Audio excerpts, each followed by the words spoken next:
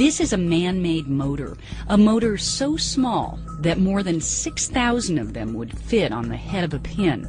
Welcome to the world of the nanometer, a unit of measure that is 1/billionth of a meter. A nanometer is pretty small. One of the best analogies that I like to use is to compare it with a human hair. If you take a hair off of the top of your head, you can see that it's very thin. And now if you take something that's 100,000 times thinner than that, that's a nanometer. The ability to observe and construct things this small is at the heart of nanotechnology. And what scientists have discovered is that at the nanometer scale, everyday materials start to act in unimaginable ways. For Jeffrey Grossman, a UC Berkeley nanoscientist working with the National Science Foundation, that's exactly the draw. The behavior of nanomaterials changes, or can change, when the size becomes so small when compared with a larger amount of that same material. When you have things that sort of start changing the way they behave, and now you have the ability to control that, it sort of opens up an entirely new phase space of material. Suddenly it's like the periodic table projects out into a new dimension. It's not just that we have the list of elements, it's where we can change their sizes, and each size is a little bit different than every other when it's very, very small. The fact that you can customize nanomaterials' unique behaviors has already turned nano into the buzzword of the decade. Some researchers predict nanotechnology could lead to faster computer chips, tiny medical devices that repair clogged arteries, and new filters to clean water pollution. As novel as nanomaterials seem, humans have actually used them for hundreds of years. For centuries, the colors in stained glass windows, for example, have been the result of a controlled heating and cooling process that adjusts the size of tiny crystals in the glass. That's medieval nanotechnology. What's different now is that we have the ability to look on the nanoscale and see what's happening.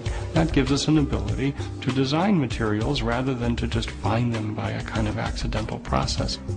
But understanding and controlling how nanomaterials act can be tricky. Every time you chop the material in two, say you go from a crystal that's 100 atoms across to 50 to 25, each time you do that, almost all the properties of the material really change. So these changes are very radical and quite dramatic. If you take a piece of a material, say silicon, and you look at that material, it looks kind of dark charcoal, so it's not that interesting to look at.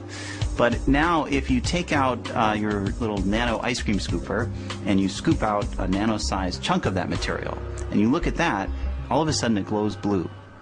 And if you take a slightly bigger ice cream scooper out, it glows red. And so now you have a material that completely changes the way it looks, the color that it is, just by changing its size. So the question is, why do nanomaterials behave so strangely? In the case of the nano ice cream scoop, the behavioral change happens when you start to make a material so tiny that its electrons are squeezed into a space smaller than they prefer. It's called quantum confinement. Another factor that shapes nanoscale behaviors is the relationship between volume and surface area. Things this small have much more outside than they have inside.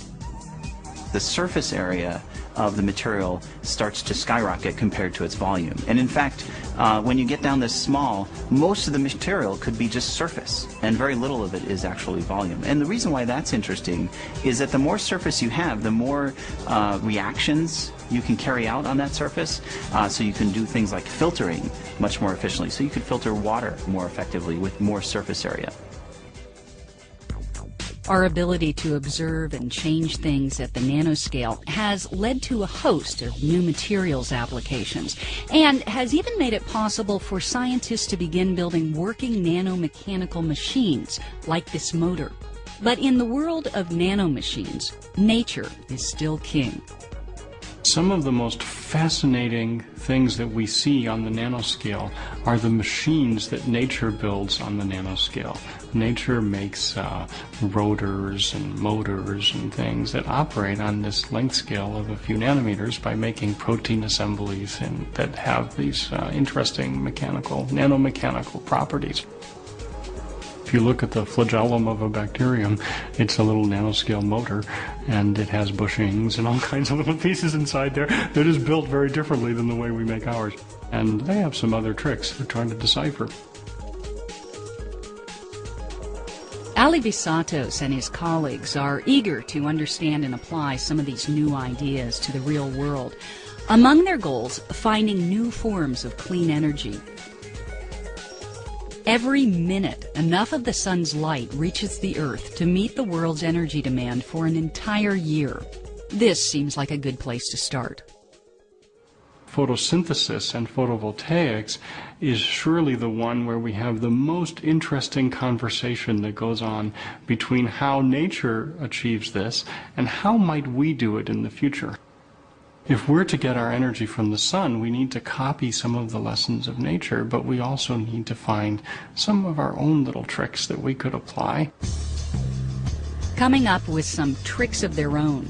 That's exactly what researchers are doing at Lawrence Berkeley National Laboratory's Molecular Foundry.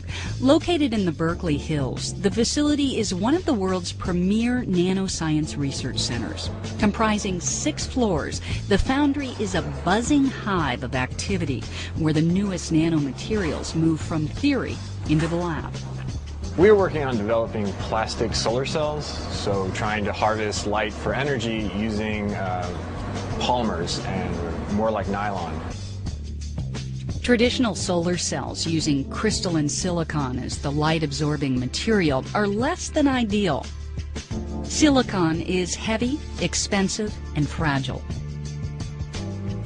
In this lab, researchers are trying to replace silicon with polymers, complex, usually man-made molecules. Here, graduate student David Kavalak builds tiny polymer-based solar cells and tests the results.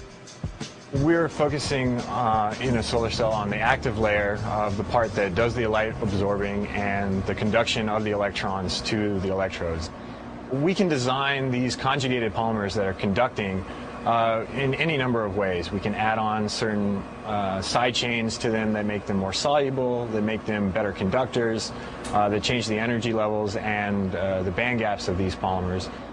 We start with a glass substrate with a transparent electrode, which is normally indium tin oxide. We spin a polymer solution down on top of this, which the solvent evaporates really quickly, and we're left with approximately 100 nanometers of polymer, which is our active layer. Then we take it, evaporate on a top contact electrode, and test it in a solar simulator. We have 8 aluminum electrodes that gives us 8 solar cells per substrate. And so now we can use this to test and see what kind of efficiencies we've gained. We have the ability to control individual molecules in the polymerization steps, and we're just on the very cutting edge of this. It's only been around for so few years that we don't know where this is going to go, but it only looks up.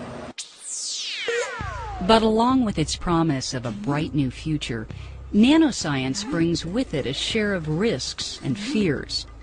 In December 2006, the city of Berkeley amended its hazardous materials law to include nanoparticles, making it the only local government in America to regulate nanotechnology. We know that nanoscale materials can enter inside cells, and we know that that could have consequences for health.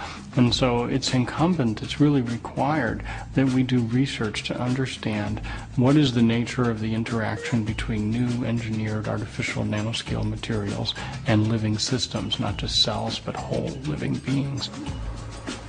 I think when you understand what kind of impact nanotechnology could have on some of the global problems, such as global warming, disease, clean water, and so forth, I think that inaction is actually the unethical standpoint. I think stasis is unethical in this case. These advances that we're describing today are really key to achieving health and to achieving sustainable energy technology, the big issues of our day in many ways. And so I think every member of the public has an obligation to try to learn a little bit about these things so that they can participate in that debate in a meaningful way.